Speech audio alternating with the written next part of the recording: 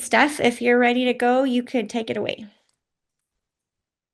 Sounds great. Thanks so much. I am Stef Keator and I am from Omaha, Nebraska. And in my role in the GME office, I work with our 18 different program managers. I am definitely not speaking from a medical provider point of view today. I'm just speaking as a manager of a bunch of program managers. So here in Nebraska, we just made a visit out to our rural track psychiatry and rural track internal medicine programs yesterday, and I really felt the impact of this topic when we were out at the rural site. Of course, our goal as GME professionals is to create what the ACGME is asking us to create, and that is a culture where residents feel safe to speak up without fear of retaliation, safe to raise concerns without fear of retaliation, and also to create an environment or a culture of inquiry. I know we recently had a GMAC meeting that was an extended GMAC meeting where all of our faculty were trying to discuss this topic. And one of our neurology program directors said, "What is a culture of inquiry? How do we create that?" So as we join together to explore these topics, it really is just kind of tossing these ideas around, finessing the ideas, playing them out, taking them for a spin, and trying to see how we can do this. How can we create a culture where residents feel free to raise concerns without fear of retaliation? And so we'll be exploring a bunch of different topics today. What I would like to do at the onset here is to just review a few case scenarios. And these may or may not be real scenarios that happened in real programs, maybe even possibly here in the Midwest. And so we'll just kind of take some of these scenarios for a spin, kind of think through them, and then we'll start to dig into our topic. And at the end of today's discussion, I would really like to revisit a couple of these scenarios to see if we can, really milk some content out of what we're talking today. So we'll review a few and then we'll get a game plan and we'll talk about a few scenarios at the end. So our first scenario is this.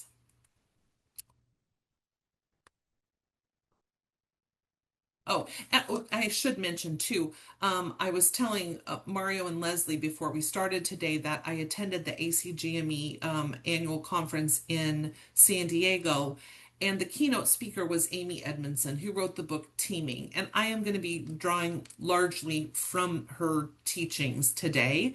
This is an excellent book about creating the type of culture that we want to have in GME. And this doesn't pertain, Amy's book does not just pertain to medical education, it pertains to any work setting.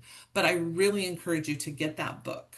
And also, she has some great podcasts where you can learn a lot about what she teaches just by listening to her being interviewed on podcasts. Okay, so here's our first scenario. A resident is placed under review. The resident does not handle the feedback well. The resident blames the program. The resident threatens to notify the ACGME if they are moved to probation. So, as we know, under review status is not reportable to future employers, but probation is reportable to future employers. So, potentially a resident's threatening, "Hey, if you move me to probation, I'm going to contact the ACGME and tell them it's your fault." Another scenario, a resident is given a leadership role on a project that's traditionally assigned to senior residents. So I should say here, a junior resident is given a leadership role on a project that's traditionally assigned to senior residents. Now, the selection criteria was not clearly stated, and the peers are starting to question whether or not this decision was merit-based or was it circumstantial. Another quandary.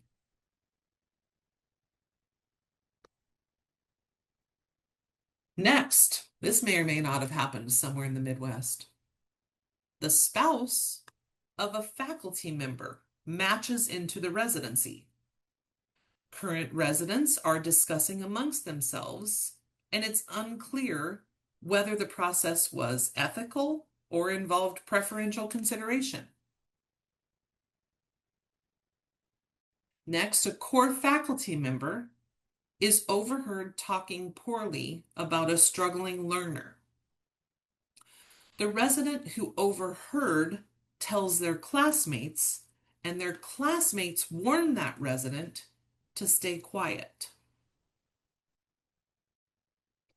Next, a resident who previously filed a professionalism concern is later passed over for a chief resident role. No explanation for the decision is provided, but peers quietly speculate, but they feel uncomfortable asking questions. Next, a resident who raises safety concerns is publicly criticized for being unprofessional.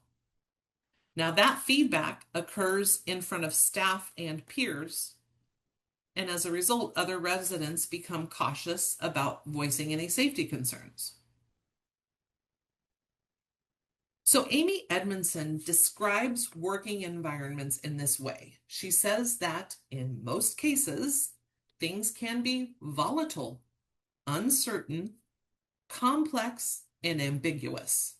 And this is the predicament we find ourselves in graduate medical education. So if you think back to those scenarios I gave you, some of them are volatile. You know, a resident threatening to call the ACGME, that feels kind of volatile. Some of them are uncertain. You know, why was this person passed over for a chief resident role? It's kind of uncertain and maybe even ambiguous. Some of them are complex. You know, the spouse of a faculty member matches into a program. Complex situation.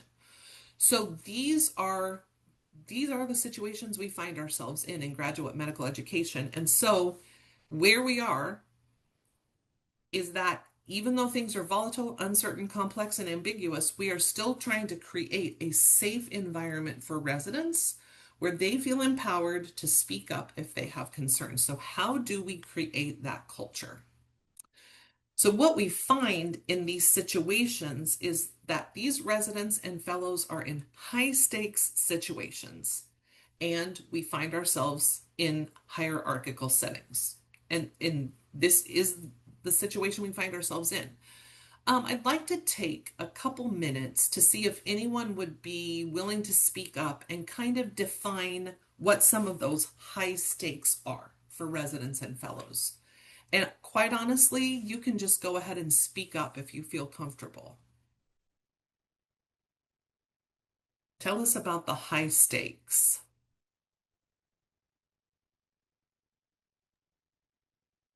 If you guys I are mean, more comfortable putting in the chat too, I could read them off. Go ahead though. sure, I was just gonna say, I mean, this is their career. Right? Yep.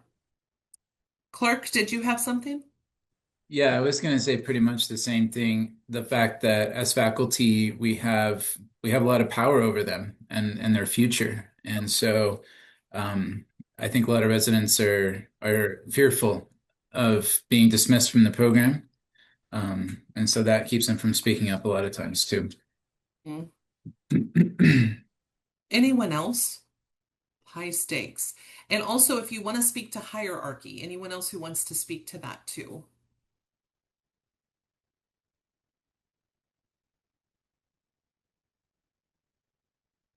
Which, Clark, you kind of did. You know, you're in a position of power, you know, over the residents. Okay.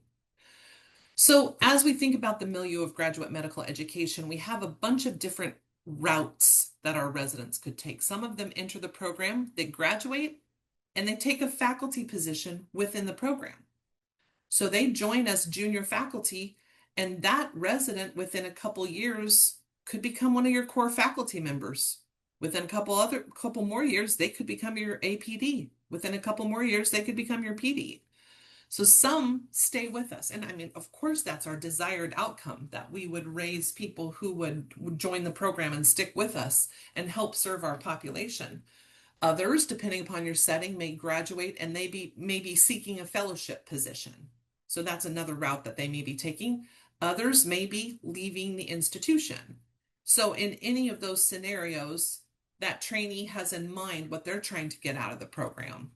And so as we bear in mind the longitudinal power gradient, each resident is looking for something different. Some are just looking to get good evaluations and assessments so they can advance to the next year of training and then graduate as an autonomous practitioner. Some are trying to protect their informal reputation, which, I mean, we can't kid ourselves.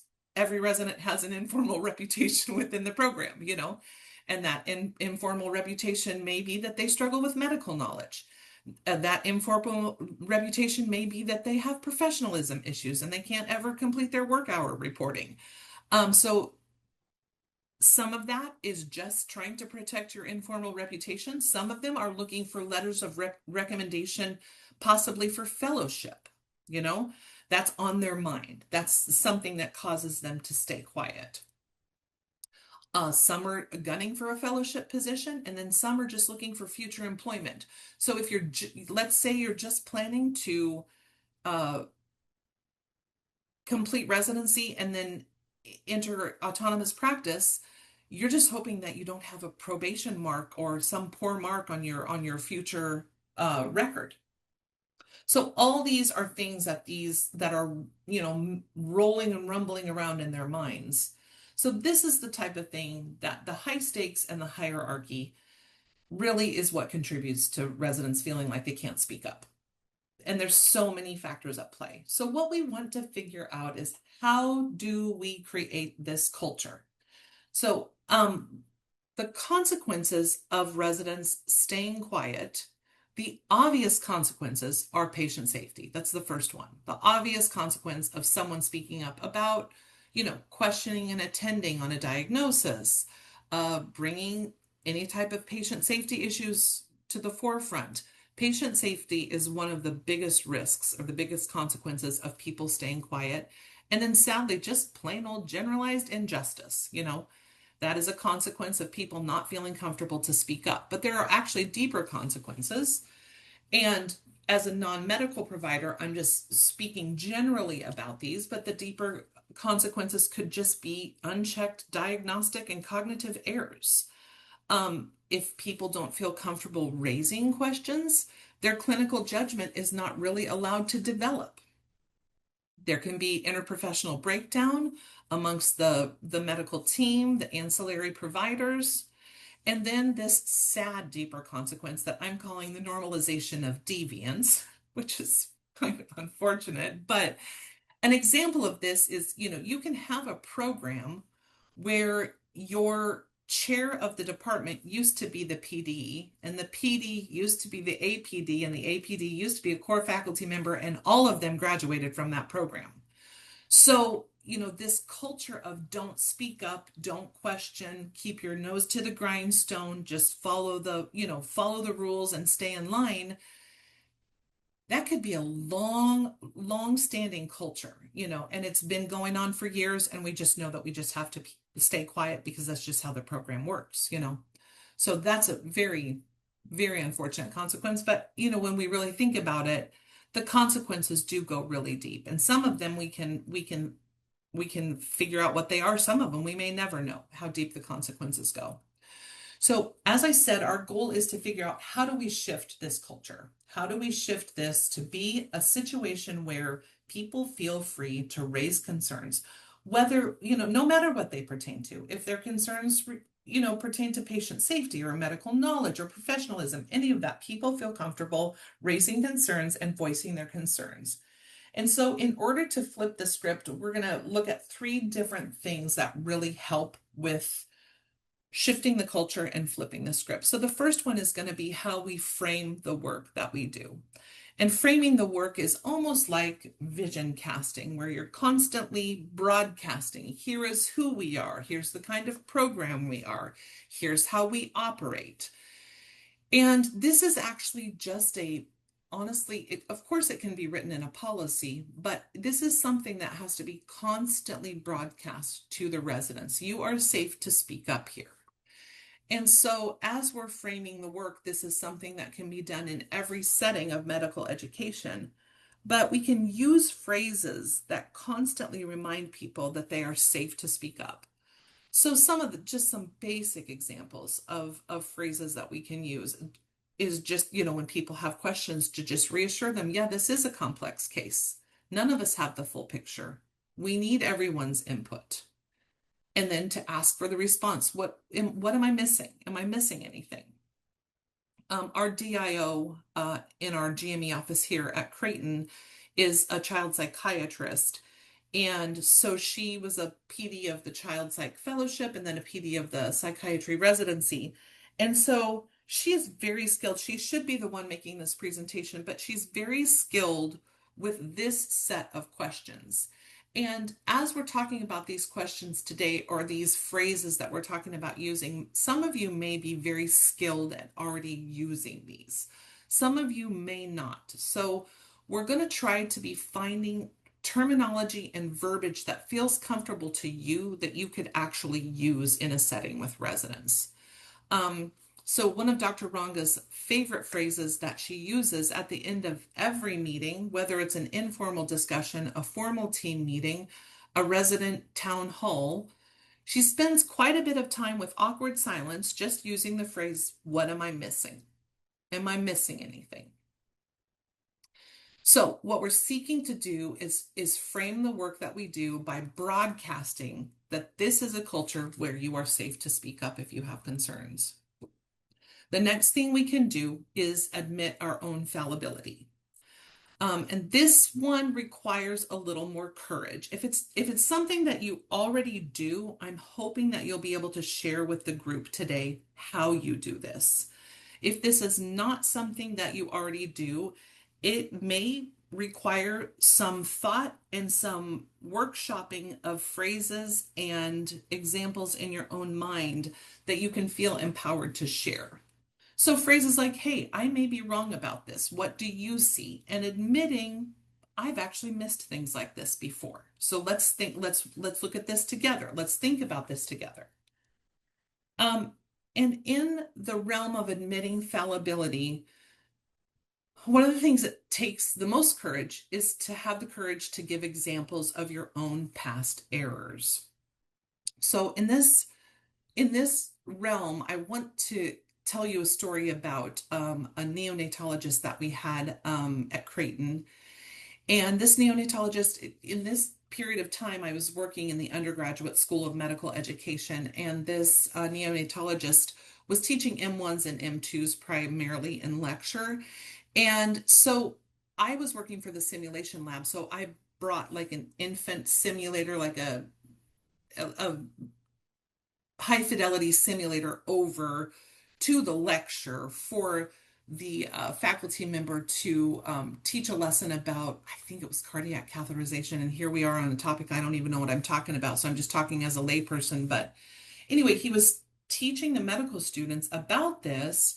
And he said, you have to be extremely gentle as you're advancing this catheter. And he said, in my early years of practice, I was working in a very high stakes critical situation, and I applied too much pressure when I was advancing this catheter, and we had a terrible outcome and we lost the baby. And in that example that he gave, there were tears in the room. People were shocked that he would admit that. And he said, I want you to learn that without having this poor outcome. I want you to take from my example, and there's so much respect for a faculty member who can openly share some type of adverse outcome like that. There's so much respect for that physician in our institution. And everyone, people just really admire that when you have the courage to admit your own past mistakes. And then along with admitting fallibility is getting into the habit of publicly thanking people, openly thanking people when they do raise concerns, openly thanking people who catch mistakes. It's one of the ways that you can really shift the culture, is to normalize it and almost celebrate it when people raise concerns.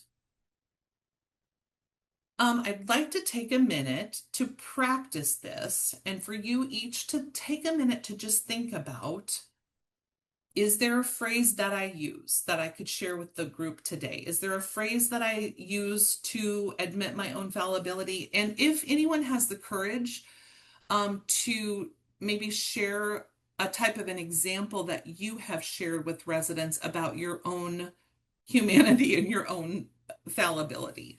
So if anyone would like to share an example or share helpful phrases, we'll take a minute and just go ahead and like Leslie said, go ahead and either type in the chat or just feel free to speak up.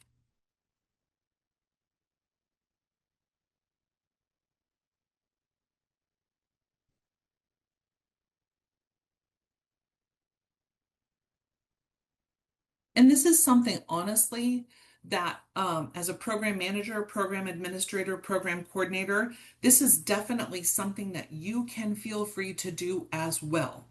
So as you're working with your residents, let's say they are struggling with professionalism issues. Let's say they have a hard time remembering when meetings are, or responding to emails, or getting their work hours done.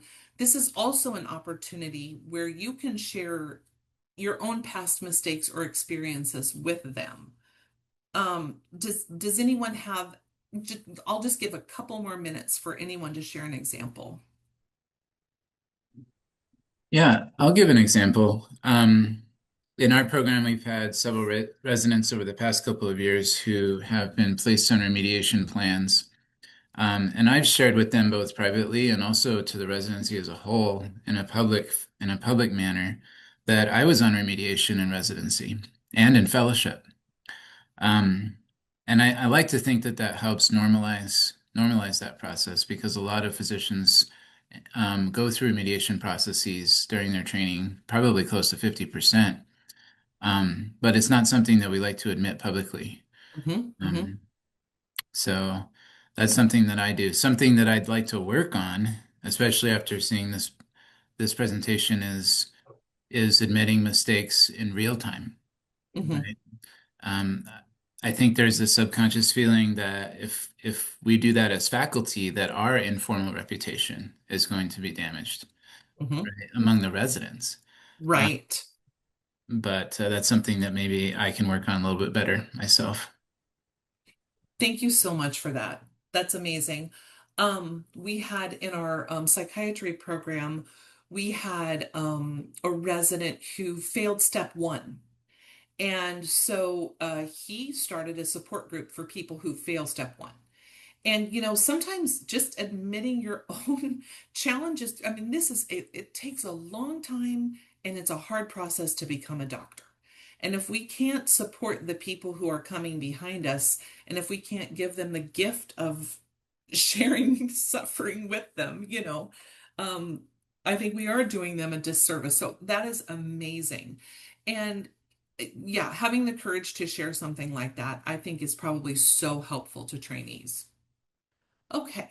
If you think of other examples, please feel free to raise a hand or put them in the chat and we can discuss them. Okay. So another thing to do, and again, like I say, a lot of what we're doing is broadcasting these phrases and this safety to people. It has to be real, it has to be real, but we have to start somewhere. So we can start by broadcasting.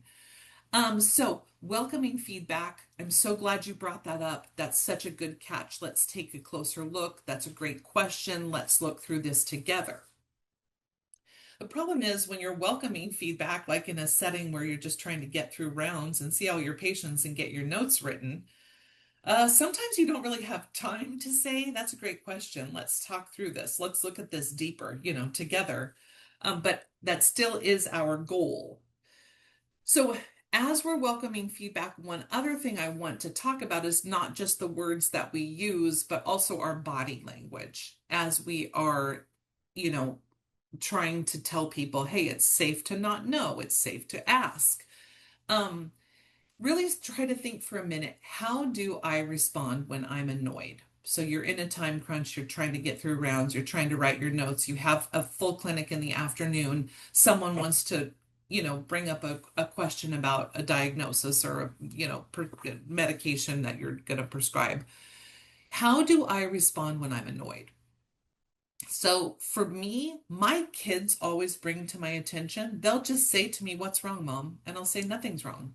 And they'll just say, "You did one of your deep sighs." And I'm like, "Oh, wow. Didn't realize I do that." But that's what I do. I just take a deep, annoyed sigh, you know? Do I roll my eyes a lot, you know? So just try to scan yourself for, are there things I do that make it seem like I'm annoyed or like I don't have time for additional questions? Even as a program manager, program coordinator, program administrator, it's so easy to do these things. You know, you're trying to get things prepared for grand rounds. You're trying to find that faculty and where's their PowerPoint presentation. And here comes someone to say, "Did you get my vacation request for next March?" I mean, it's so easy to be annoyed and to, you know, so try to take some time thinking about that. Another thing that signals that you don't have time to listen to people and that you don't want to hear their input is either checking your phone or checking your watch, which is so, it, checking your phone can feel very dismissive when you're trying to, you know, share information and someone that's more, you know, more, I was going to say more important than you, not more important than you, somewhere else on the hierarchy than you, when they're checking their phone, it can feel very dismissive. I don't know, does anyone wear a watch anymore? I guess we do. Okay, and then the final thing that we can do is to close the loop. So after we've received the feedback and after we, you know, or someone has raised a question, it's very important to close the loop by letting people know your concerns have been heard. We've taken this into consideration. Here's what we're doing. And this is something that in our institution, and I would guess that most institutions do this, as you're getting towards January, where you're preparing for the ACGME survey to come out, we always have what we call a state of the program presentation for the residents.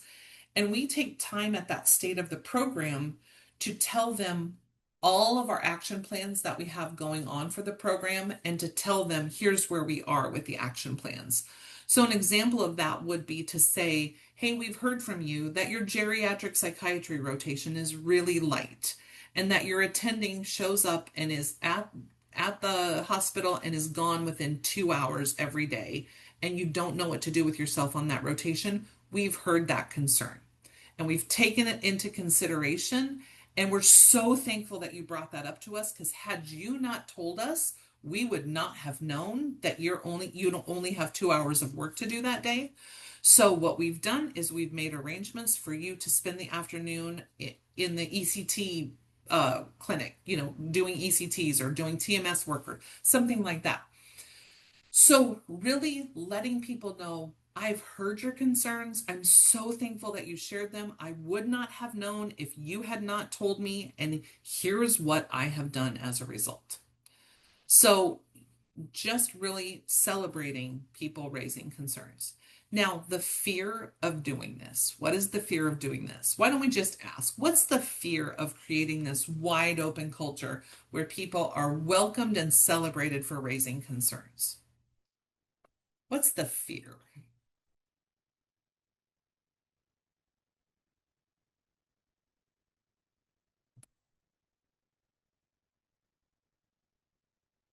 I think there are a lot of fears, but one of them is being poorly evaluated and then being even more under the microscope and having that horns part of the halo horns put upon you throughout training. Right. I don't think I framed my question quite right. As a program, what's the fear? What's the fear if you're the program? What's the what could be the unintended outcome of creating this culture where everyone's free to speak up? Apologies, we have that too. Um, No, that's my and fault, not yours, not yours. um, I know we've got concerns that, you know, if we've got disgruntled residents who don't feel safe bringing things up, that then we don't attract the quality of med students that we want, or, you know, Okay, sub-Is see that and go back to their schools and we get a negative reputation. that's a good one. That's a good one. What else? One concern that I feel like we sometimes have in our program is that if we invite too much feedback, we'll be overwhelmed by things to take care of. Yeah, and that's just a reality. That is what happens. And Amy Edmondson does talk a lot about this. As you are recreating this culture, there's kind of a bell curve. And when you introduce the transition, there is an over explosion of concerns that are raised, just an explosion of them. And so our culture in our institution is in the process of shifting. It can be 18 months to 2 years. When you shift the culture, it can take up to 2 years for the explosion of concerns to die down and to kind of start to normalize. So it can seem very overwhelming. And so in our institution, as we've tried to shift the culture and make it much more normalized for people to speak up, we do have programs that are saying we're just inviting complaining. That's all we're doing. We're just empowering people to complain about everything.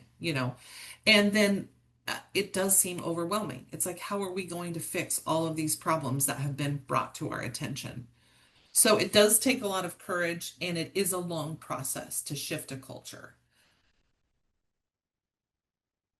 So how do we build a culture? First of all, I'm sure all of us have policies. I'm sure we all have in our policies there, we will not tolerate retaliation against residents. That's clearly written in the policy. We also have a confidential reporting channel in our institution. We have a confidential QR code. Our confidential QR code is sadly a last resort for people who don't feel free to speak up. And sadly, most of the people who do resort to it, you have an option on our QR code to submit your form with a request for a follow-up email or to submit it 100% anonymously. Everyone submits it 100% anonymously. Sadly, when you have to use a confidential QR code to report a concern, it's not a safe culture if you have to do it completely anonymously. So what ends up on the confidential reporting channels are the really concerning things. But the best way to build the culture is through transparency and through the leadership being transparent. Okay, I'd like to spend some time then, and Leslie and Mario, feel free to jump in too with your ideas too. I'd like to spend a couple minutes revisiting a couple of our scenarios and just kind of talking them through.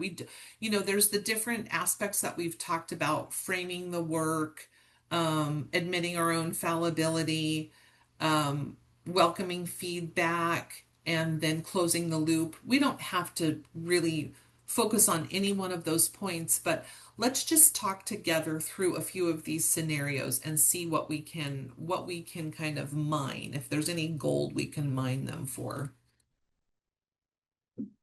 Okay, so the resident is placed under review. They don't handle the feedback well. They blame the program, and they threaten to notify the ACGME if they're moved to probation.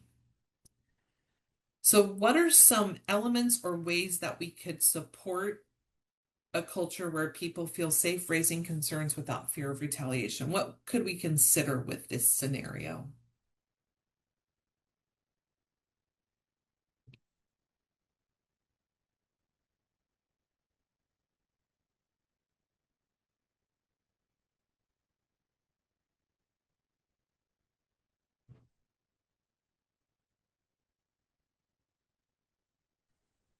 I think one question I might have for this particular resident is specifically, what are the ways in which they feel the program could support them better to improve their performance?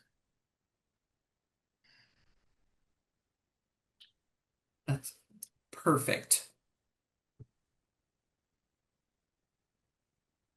Anybody else on this one? Maybe having a one-on-one and asking them to explain potentially how they're reading the feedback.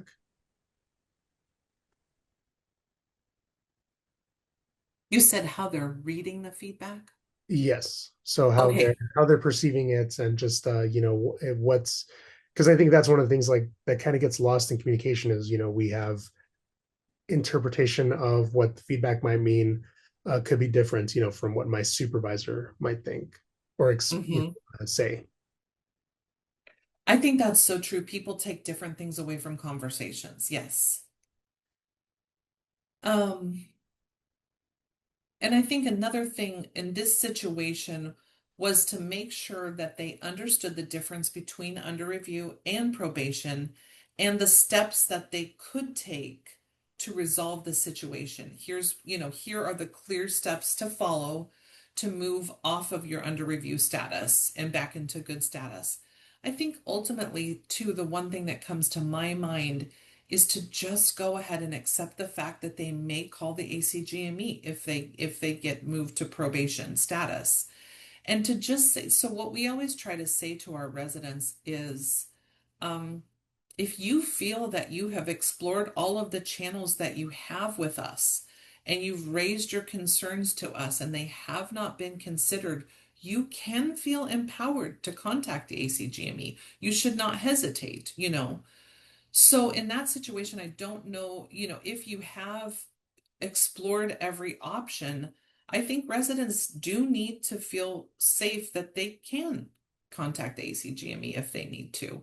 And I mean, that's honestly the ultimate end, what I guess the program would probably consider the worst case scenario.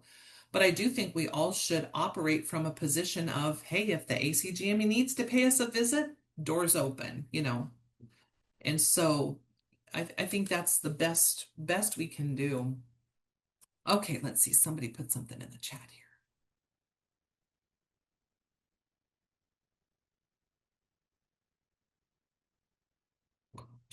Let's see.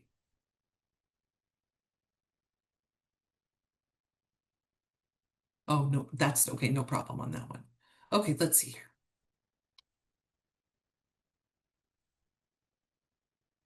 Okay, so this is the one where the junior resident is given a leadership role on a project traditionally assigned to senior residents, and the selection criteria wasn't clearly stated.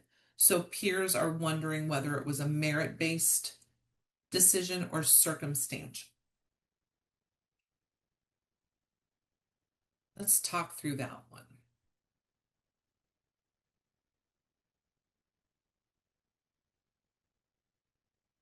Let me ask this.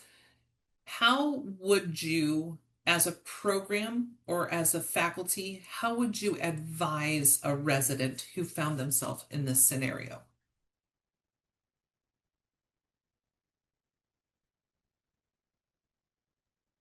This one's tough. I'm just wondering if the resident wanted that leadership role. Were they just appointed or did they want that? That's all I'm thinking of.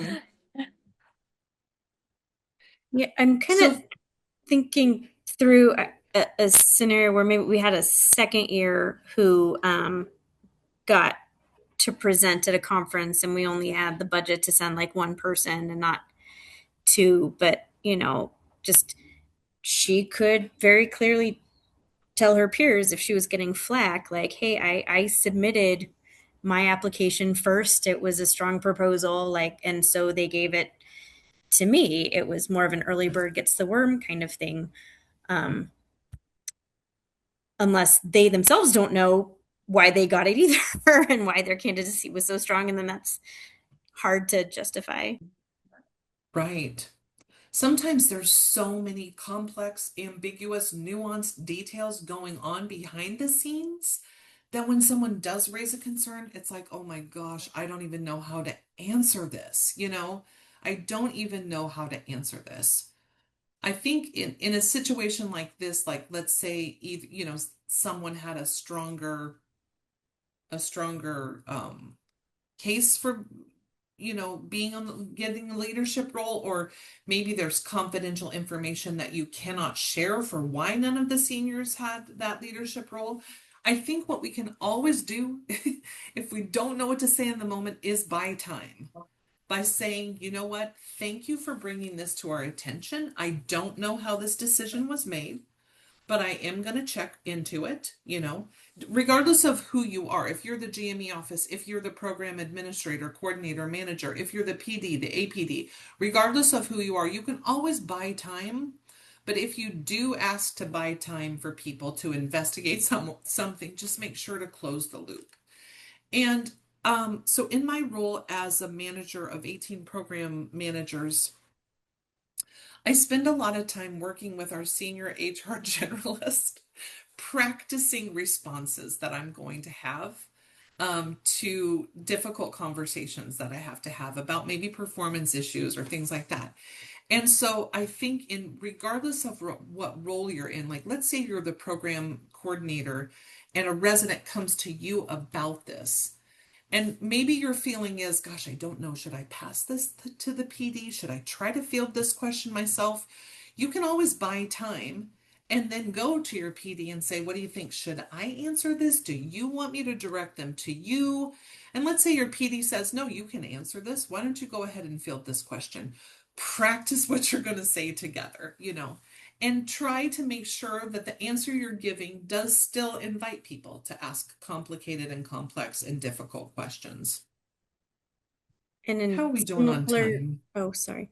Go ahead, Steph. I was just saying that I feel like this has happened multiple times, and each time we have to go back and maybe rewrite the resident handbook to clarify these things must be met in order to achieve whatever. Right. Every policy is because something went wrong. Every operating procedure. Yeah. No, that's great. But I think transparency and communication is key also, because you want to communicate to everyone that this resident is given this leadership position and why, not kind of make it a secret where the resident kind of tells his or her peers, oh, I'm leading this because of this and this, where then the residents are like, well, why didn't they tell us, or why wasn't this announced? Or so I just think that open communication on everything and clear roles it should be transparent. Oh, for sure. And sometimes all you can do, like let's say this decision was made with preferential treatment and it wasn't done in an even ethical way. Sometimes all you can do is admit fault to someone who raises a concern and say, you know what, we need to take a closer look at this. And going forward, we're going to change the way we do this, and this won't happen again. I'm really sorry that this is how it landed for you. All we can assure you is that going forward, this won't happen again. So, okay, one more. Oop. Okay, so the resident who previously filed the professionalism concern is later passed over for role of chief resident. No explanation is given, and peers quietly speculate, but feel uncomfortable asking questions. What thoughts do we have about this one?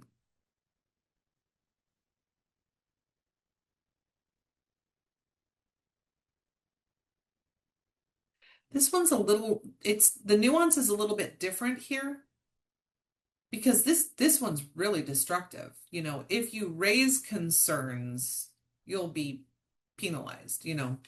This one has a slightly different flavor. It's not just like, was the process equitable? This one is like, if you speak up, bad things will happen.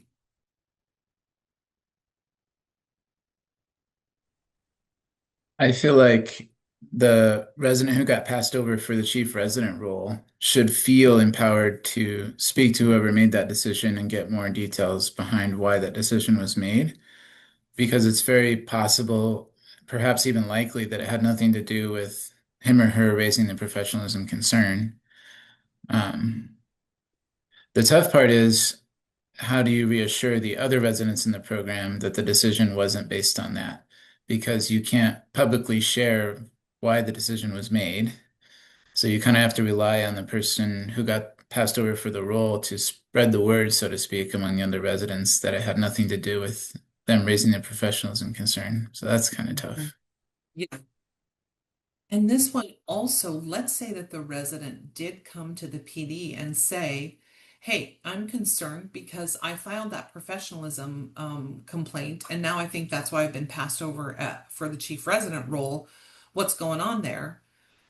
The faculty member has to have enough courage in the moment to tell the truth for why they were passed over. If it was not because of that professionalism concern, If it's some other nuanced thing, I mean, there may or may not have been a situation where we have a resident who's an extreme gossip. You can't tell the person anything without that information getting shared with everyone in the institution. But it's so hard because the PD really respects that trainee, really likes that trainee, really wants them to succeed. It takes a lot of courage sometimes to tell people, hey, I just want to let you know your gossip gets around. I mean, we have to have brave and tough conversations in order to create this safe culture. So, okay, I do believe that's what we have for today. Any questions at all before we wrap up? And if not, I will hand it back to Leslie and Mario.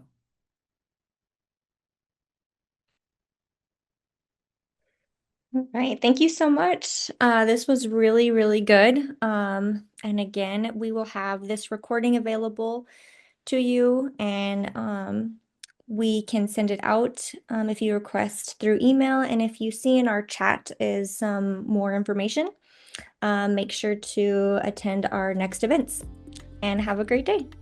Thanks so much.